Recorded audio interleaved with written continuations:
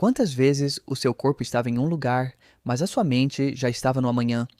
Você tenta descansar, mas pensa no que pode dar errado. Tenta orar, mas a alma parece correr na frente. Tenta dormir, mas o coração continua fazendo contas, criando cenários, antecipando perdas, dores e crises que talvez nunca cheguem. A ansiedade tem essa crueldade silenciosa. Ela rouba a paz do dia, presente em nome de um futuro que ainda nem aconteceu. Ela faz a pessoa sofrer duas vezes, uma pela dor real, quando ela vier, e outra pela dor imaginada, enquanto ela ainda nem existe. E é exatamente para esse coração cansado, acelerado e sobrecarregado que Jesus fala com ternura e autoridade. No Sermão do Monte, o Filho de Deus abre os lábios e nos entrega uma palavra que continua sendo remédio para a alma aflita. Não vos inquieteis, pois, pelo dia de amanhã, porque o dia de amanhã cuidará de si mesmo. Basta a cada dia o seu mal. Mateus 6:34. Essas palavras de Jesus não aparecem isoladas. Elas fazem parte de uma sequência profundamente pastoral em Mateus 6, onde o Senhor fala sobre comida, bebida, vestes, necessidades, inquietações e prioridades do coração. Em outras palavras, Jesus está tratando da vida real. Ele não está falando com pessoas que vivem fora do mundo, mas com gente que conhece o peso da escassez, da pressão, das responsabilidades e das incertezas. Por isso, quando ele diz em Mateus 6:25, não andeis cuidadosos quanto à vossa vida, e depois conclui em Mateus 6:34 com o famoso não vos inquieteis pelo dia de amanhã, ele não está ignorando a realidade. Ele está nos ensinando a encará-la a partir da confiança no Pai. A ansiedade em relação ao futuro é, muitas vezes, uma tentativa humana de chegar antes de Deus. O coração ansioso quer mapear tudo, prever tudo, controlar tudo e garantir que nada saia do lugar. Mas, na prática, esse esforço não nos faz mais fortes, apenas nos deixa mais cansados. Jesus pergunta em Mateus 6:27: E qual de vós poderá, com todos os seus cuidados, acrescentar um côvado à sua estatura? Em outras palavras, ele está dizendo: a sua preocupação não aumenta o seu poder. A ansiedade dá a sensação de movimento, mas não produz verdadeira solução. Ela ocupa a mente, aperta o peito, drena as forças, mas não altera o amanhã. É importante perceber isso. A ansiedade faz promessas que não pode cumprir. Ela diz: se você pensar o suficiente, vai se proteger, mas não protege. Ela diz: se você se preocupar bastante, vai evitar a dor, mas não evita. Ela diz: se você controlar tudo na mente, nada escapará. Mas a vida continua escapando das nossas mãos. Quando Jesus diz: não vos inquieteis, ele não está pedindo indiferença. Ele está chamando a confiança. Não se trata de negar a existência dos problemas, mas de se recusar a entregar ao medo o governo da alma. O verbo carrega a ideia de ser puxado em diferentes direções, de ter o coração repartido, dividido, rasgado pela apreensão. O ansioso está no hoje, mas vive emocionalmente no amanhã. Ele perde a capacidade de receber o pão de cada dia, porque já está sufocado pelas possibilidades do dia seguinte. Jesus, então, não apenas dá uma ordem, ele oferece um caminho. O caminho não é o da negação, mas o da rendição. O Senhor está dizendo: não carregue hoje o peso de um tempo que ainda não chegou.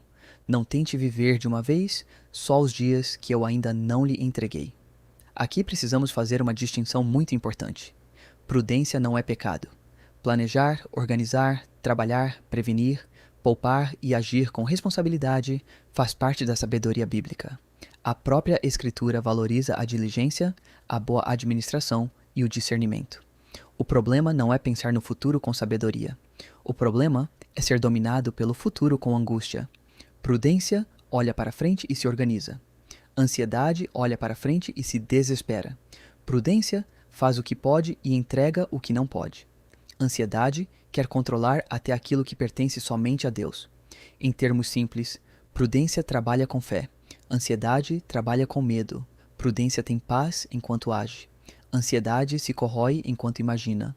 Prudência reconhece limites. Ansiedade não aceita limites e sofre por querer ser onipresente, onisciente e onipotente. atributos que pertencem somente ao Senhor. Para nos curar da inquietação, Jesus aponta para a Bíblia criação.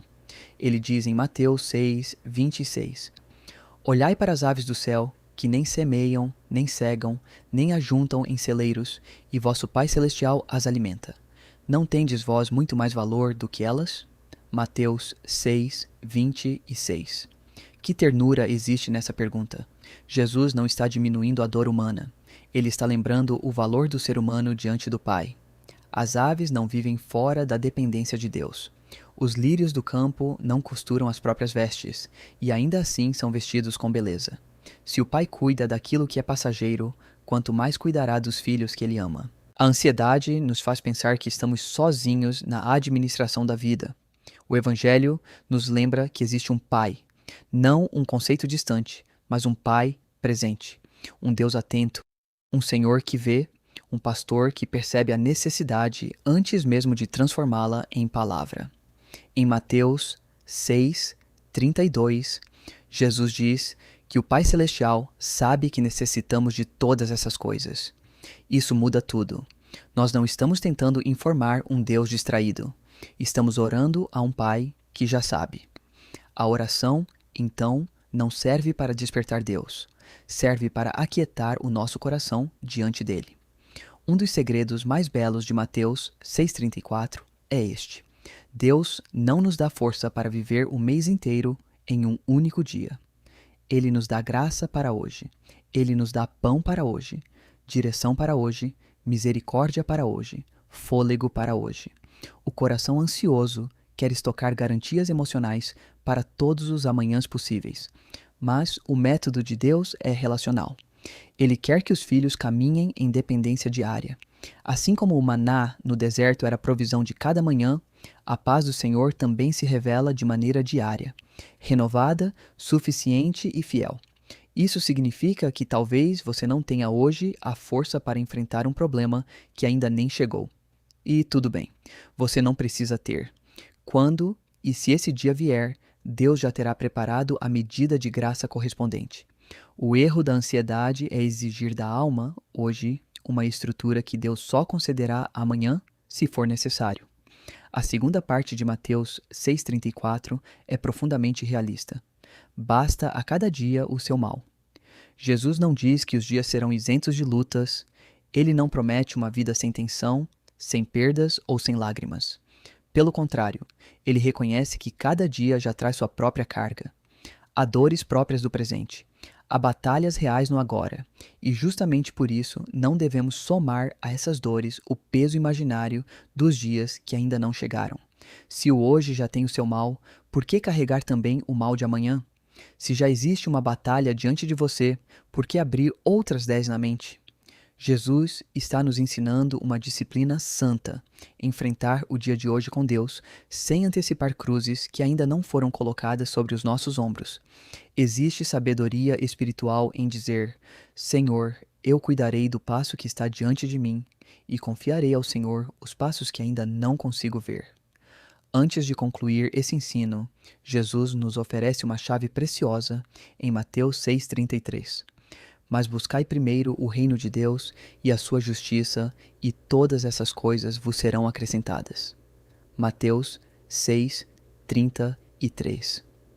O combate contra a ansiedade não acontece apenas quando tentamos pensar menos. Ele acontece quando aprendemos a buscar melhor. O coração humano sempre corre atrás de alguma coisa. Se ele não estiver centrado no reino, tentará construir segurança em recursos frágeis, em cenários favoráveis, em pessoas, em números, em previsões. Buscar primeiro o reino é reorganizar a alma, é dizer: Senhor, acima das minhas urgências, eu quero a tua vontade. Acima do meu medo, eu quero a tua presença. Acima da minha obsessão por garantias, eu quero viver debaixo do teu governo.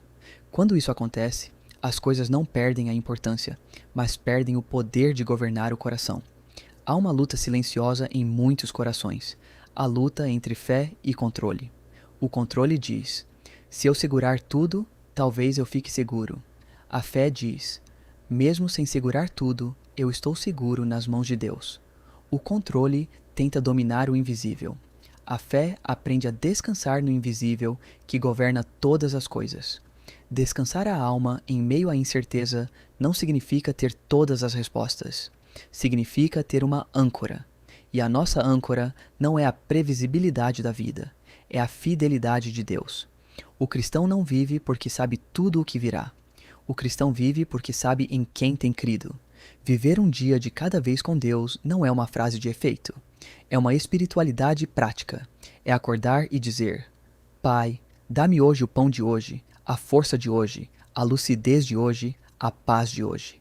É caminhar com o coração no presente, sem negar o futuro, mas sem se escravizar a ele. Como esse ensino de Jesus toca a sua rotina?